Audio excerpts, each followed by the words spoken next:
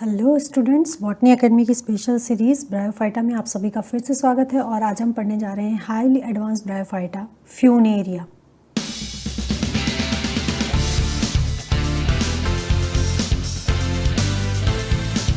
When we are talking about the reproduction in Funaria, Funaria में दो तरह का रिप्रोडक्शन पाया जाता है, वेजिटेटिव एंड सेक्सुअल रिप्रोडक्शन। जो वेजिटेटिव रिप्रोडक्शन होता है ये 5 तरीके का होगा, आपको याद रखना 5 types of vegetative reproduction. So first one is primary protonema, second is secondary protonema, then gemma, bulbils and apospory. 5 आपको याद ही रखने। देन सेक्सुअल रिप्रोडक्शन, यहाँ पर अभी मैंने आपको बताया male and female organs are present on the different branches of a same plant. This condition is known as autoecious और monoecious condition. So male branch is brown in colour in the female branch, then male branch जो होगा वहाँ present होंगी antheridia. Paraphysis hairs are present, they are capitate hairs, और इनके सबसे ऊपर की जो सेल होती है इट इज़ कैपिटेट सेल। इनका क्या फंक्शन है भी आपको हम आगे बताएंगे। देन दे हैव पेरीगोनियल लीव्स, जिस पोर्शन के अंदर फीमेल पोर्शन को मेल पोर्शन को प्रोटेक्ट करके रखा गया है उन लीव्स को हम बोलते हैं पेरीगोनियल लीव। देखिए यहाँ बहुत बच्चे कंफ्यूज होते हैं, पेरीगोनियल लीव्स और पेरिकीटियल लीव्स कुछ भी नहीं है इसके अंदर। देखिए पेरीगोनियल लीव्स, पेरिकीटियल लीव्स। पेरीगोनियल लीव्स मेल में प्रेजेंट होंगी, क्या होंगी, जैसे मेल पोर्शन बीच में है उसको जो घेरे हुए लीव्स हैं दे आर पेरीगोनियल, और जो फीमेल पार्ट है उसमें पेरिकीटियल लीव्स प्रेजेंट होंगी। पेरिकीटियल लीव्स किसको घेरे हुए होंगी, आर्किगोनिया को, because it is the reproductive organ of female part. So in archegonia egg is developed and here antherozoids are developed, they are fused together to form the zygote, then sporophyte is developed, and in a sporophyte spores are developed and it will develop a new plant or new gametophyte। पर हम details करते हैं vegetative reproduction की। तो vegetative reproduction में हमने first पढ़ा था प्राइमरी प्रोटोनिमा। प्राइमरी प्रोटोनिमा से कैसे होता है कि जैसे ही स्पोर का फॉर्मेशन होता है, स्पोर के फॉर्मेशन से जो स्पोर जर्मिनेट होता है वो जर्मिनेट होकर के जो सबसे पहली स्ट्रक्चर बनाता है it is called primary protonema. ठीक है, और इस प्राइमरी प्रोटोनिमा के ऊपर बहुत सारी बड्स होती हैं और ये बड्स जो होती हैं ये नए प्लांट का फॉर्मेशन कर देती हैं। तो it is called the vegetative reproduction with the help of primary protonema. Now reproduction with the help of secondary protonema. Any small plant like outgrowth developed from the leaf stem or the rhizoid is known as the secondary protonema। ठीक है, और इसके अंदर बहुत सारी buds होती हैं और they can develop a new plant. तो प्राइमरी प्रोटोनिमा के ऊपर से अगर किसी भी बड से नए प्लांट का फॉर्मेशन हो गया है then it is called secondary protonema. और प्रोटोनिमा का फॉर्मेशन कहाँ से हुआ है, स्पोर्स से। Now the vegetative reproduction with the help of bulbils. So small restoring bodies develop on the rhizoids can form new plants during the favorable conditions। तो जो अब ये प्लांट है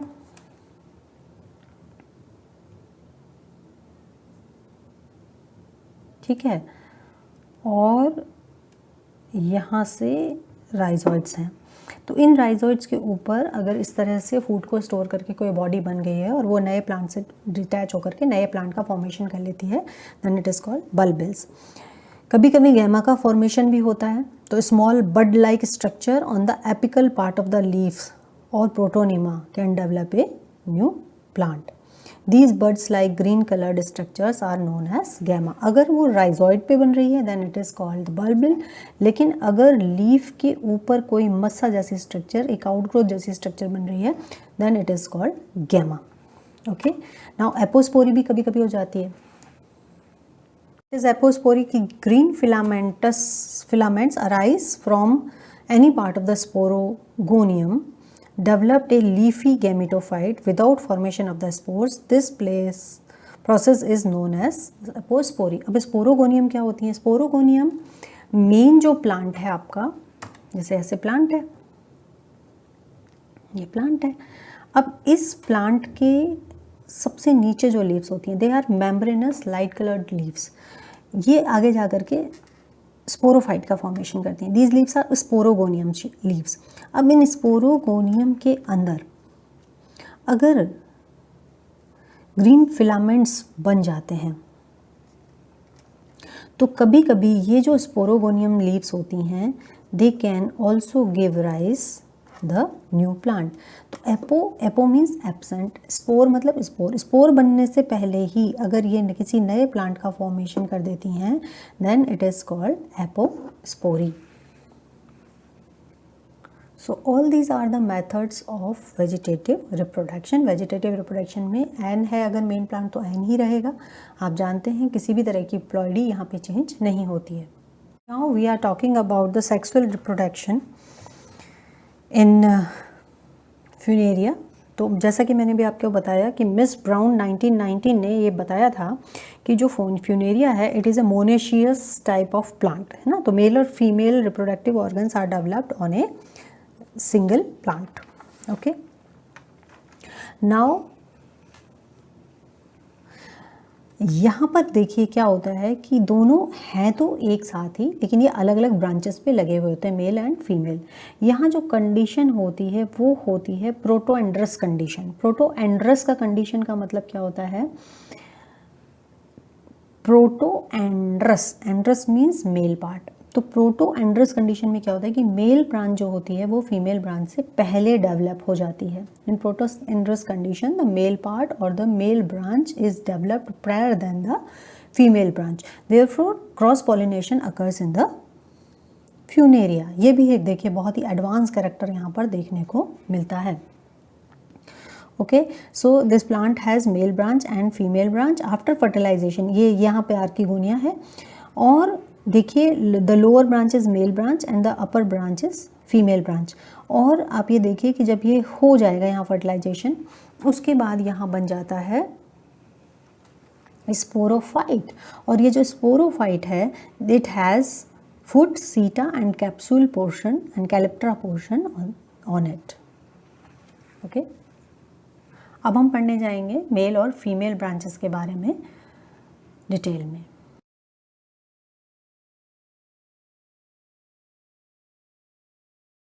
Here you can see the structure of the male branch.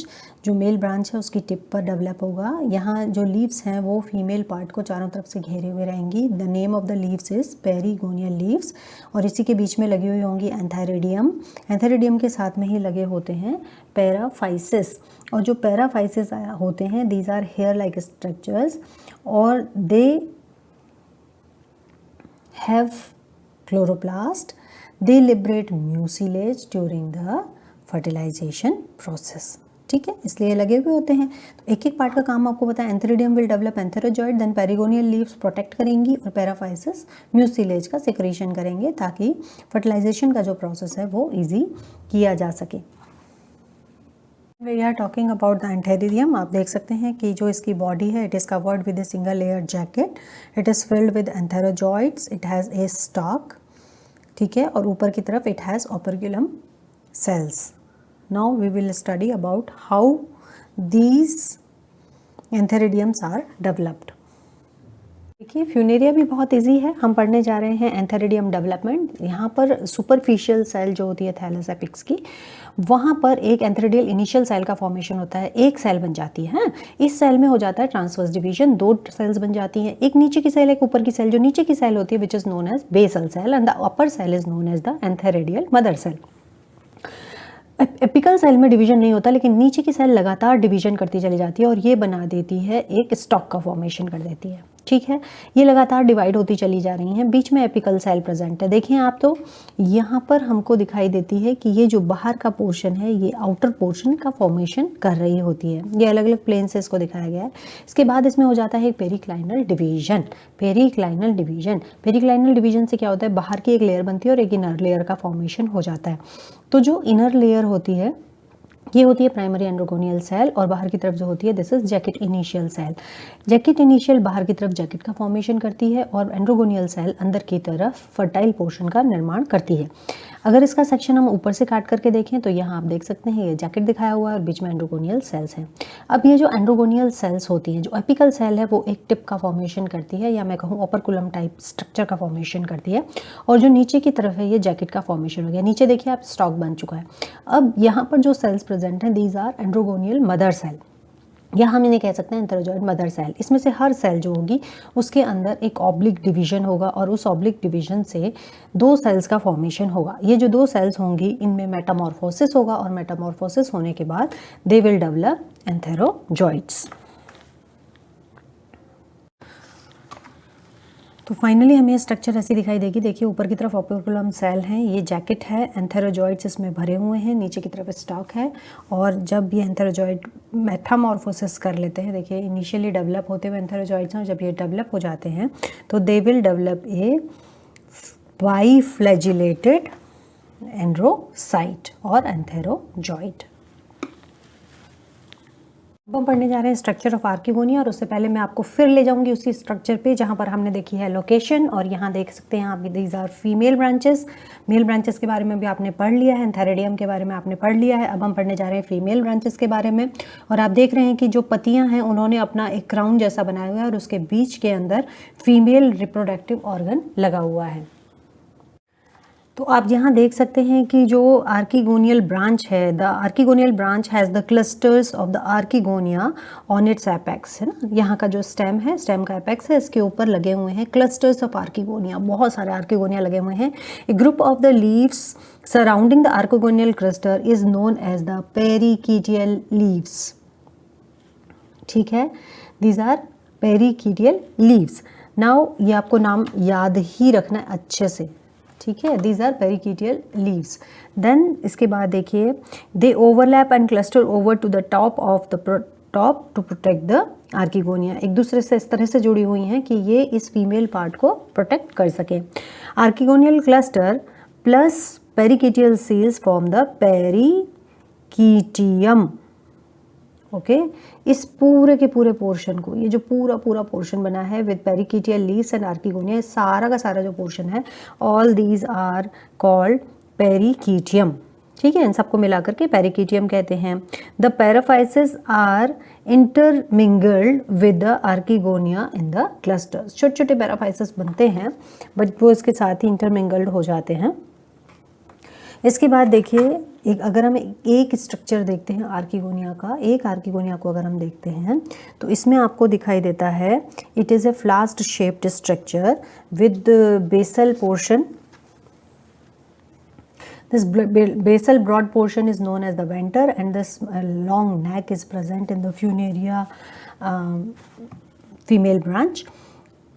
और Funaria female reproductive organ, ये neck देखिए यहाँ present है। ऊपर की तरफ it has cover cells, neck cells, neck canal cell. मैं आपको हर लेक्चर में बताती हूँ कि there is a difference between the neck cell and the neck canal cell. जब हम ग्रेजुएशन में पढ़ते हैं तो हम बड़े कंफ्यूज होते हैं इन सब चीज़ों को लेकर के। So these are the neck cell जो कि सिर्फ गर्दन बना रही हैं, और कैनाल मतलब नली, यानी बीच वाले पोर्शन में जो सेल्स प्रेजेंट होंगी they are neck canal cell. और इसके बाद नीचे की तरफ हम आते हैं तो it has venter canal cell, egg cell. ठीक है, अब काम आपको बता रखा है कि जो कवर सेल है ये ओपन होने का काम करती हैं आप during the fertilization. Neck canal cells का काम क्या है? नेक सेल तो सपोर्टिंग है बट नेक कैनाल सेल क्या कर रही हैं? They degenerated during the process of fertilisation.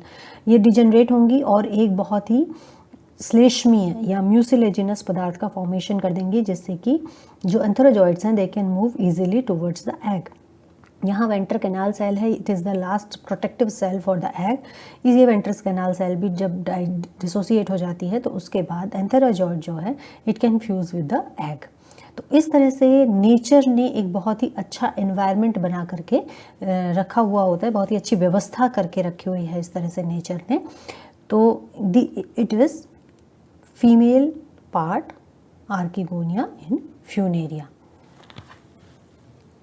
तो उम्मीद है आपको आर्किगोनिया का स्ट्रक्चर समझ में आया होगा। अब ये स्ट्रक्चर बनता कैसे है, जब हम स्ट्रक्चर देख लेते हैं तो बहुत ही आसान हो जाता है ये समझना कि ये स्ट्रक्चर बना कैसे है। देखिए, एक आर्किगोनियल इनिशियल सेल का फॉर्मेशन होगा स्टेम की टिप के ऊपर। ठीक, इसके अंदर हो जाता है एक टीएस, एक ऊपर की तरफ बनेगा एंड आर्किगोनियल मदर सेल, और नीचे की तरफ बनेगा स्टॉक सेल। ठीक, अब ये जो टीएस हुआ है तो जो नीचे वाली सेल बनती है, ये इसका काम क्या है? इसका काम ये है कि ये जो स्टेम का पार्ट है उसमें से धसाए रखने का काम करती है।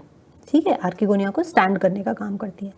अब ये जो अपर सेल है जिसे हमने कहा था आर्किगोनियल मदर सेल, उसमें 2 ऑब्लिक डिवीजन होते हैं। देखिए मैं ऐसे बताती जाती हूँ आपको, दिस इज TS, और अब यहाँ पर नीचे के पोर्शन में कुछ नहीं हो रहा है, बट यहाँ पर होता है एक ऑब्लिक डिवीजन। यहाँ ऑब्लिक डिवीजन होने से 2 तरह की सेल्स का फॉर्मेशन होता है। जो मिड पोर्शन होता है उसमें बन जाती है एक्साइल सेल, और अंदर की बाहर की तरफ वाले पोर्शन में बन जाती है peripheral cell. Now axile cell जो होता है इसमें हो जाता है ट्रांसवर्स डिवीजन, और ट्रांसवर्स डिवीजन होने से बाहर की तरफ प्राइमरी कवर सेल और अंदर की तरफ सेंट्रल सेल का फॉर्मेशन होता है। ठीक है, अब पेरीफेरल सेल जो थी, ये पेरीफेरल सेल, ये तो मैंने एक्साइल सेल की कहानी आपको बताई। अब जो पेरीफेरल सेल है, पेरीफेरल सेल के अंदर क्या होता है भाई, पेरीफेरल सेल के अंदर एक एंटीक्लाइनल डिवीजन होता है और उससे बन जाती हैं जैकेट सेल्स। यहाँ एंटीक्लाइनल डिवीजन होते चले जा रहे हैं, तो कुल मिलाकर के 6 जैकेट सेल्स का यहाँ पर फॉर्मेशन हो जाता है। अब इसके बाद जो सेंट्रल सेल है, इस सेंट्रल सेल में ये है, दिस इज सेंट्रल सेल। इस सेंट्रल सेल में जब डिवीजन होते हैं तो यहाँ ट्रांसवर्स डिवीजन होते हैं। ट्रांसवर्स डिवीजन होने से बाहर की तरफ बनती है प्राइमरी नेक कैनाल सेल्स, और अंदर की तरफ बन जाती है, और अंदर की तरफ इसके अंदर बन जाती है वेंटर सेल। वेंटर सेल में, वेंटर सेल जो है वो बना देती है वेंटर कैनाल सेल, और नीचे बन जाता है इसमें एग सेल। ठीक है, अब नेक का फॉर्मेशन हो गया है, देन एपिकल सेल का फॉर्मेशन हो गया है। एपिकल सेल एक कवर का काम करेंगी, बीच में हमारे पास एग है। तो अब इसका जो डेवलप्ड स्ट्रक्चर है ये आप देख सकते हैं कि it has cover cell, it has neck canal cell, और इसके बाद इसमें आ जाती है venter canal cell, then egg cell. और ये जो नीचे वाला पोर्शन है it is a stalk kind of structure, और ये इसमें प्लांट को जो आर्किगोनिया है इसको टिश्यूज़ के अंदर धंसा करके रखने का काम करता है। Now we are going to study about the fertilization in Funaria. तो फ्यूनेरिया का जब ये एग्जाम में आपको फर्टिलाइजेशन का क्वेश्चन हैंडल करना है, so you have to indicate this thing कि in Funaria fertilization take place by the splash cup mechanism. This is called splash, SPLASH, splash cup. Okay, splash cup mechanism इसमें हमें देखने को मिलता है। होता क्या है कि यहाँ से जो पेरिगोनियल लीव्स हैं मेल पार्ट की, which surrounds the terminal antheridial cluster forms a shallow cup like structure known as the splash cup. Splash cup कौन बना रहा है? स्प्लैश कप बना रहा है antheridial perigonial leaf, perigonial leaves in male part. They will develop a splash cup like structure, और rain drops जब splash cup के ऊपर गिरती हैं तो वहाँ से जो एंथेरोजॉइड्स हैं वो छलक करके बाहर की तरफ निकलना शुरू हो जाते हैं। और जब वो बाहर की तरफ निकलना शुरू हो जाते हैं तो ये कहाँ क्या करते हैं भाई, क्योंकि फीमेल पार्ट लगभग आसपास में इसकी विसिनिटी में ही है, तो ये जो एंथेरोजॉइड्स हैं they are trying to reach towards the female part. तो dispersed antherozoids moves with water current towards the archegonia and fused with the egg to form the zygote। आप देख सकते हैं यहाँ एंथेरोजॉइड्स आए हैं, एंथेरोजॉइड एंड ये यहाँ की एपिकल सेल, कवर सेल्स जो थी ये एक दूसरे से डिसोसिएट हो गई हैं, रास्ता बन गया है। यहाँ पे ये सारी की सारी neck canal cells they will get diffused, और डिफ्यूज़ हो जाने के कारण इन्होंने म्यूसिलेज सिक्रीट कर दिया है। ये इसे एक पाथ दे रही हैं। यहाँ तक आते आते जब वेंटर कैनाल सेल भी डिफ्यूज़ हो जाती है तो उसके बाद एंथेरोजॉइड एग के साथ फ्यूज़ होकर के जाइगोट का फॉर्मेशन कर देता है। तो स्टूडेंट्स, आप देख रहे हैं चैनल बॉटनी एकेडमी, और इसी तरह के और वीडियोस के लिए आप इस चैनल को लाइक कीजिए, शेयर कीजिए और सब्सक्राइब कीजिए। और ख़ासतौर से MSc के स्टूडेंट मुझे सजेशन दे सकते हैं कि वो किस तरह के वीडियोस चाहते हैं। Stay safe, stay healthy.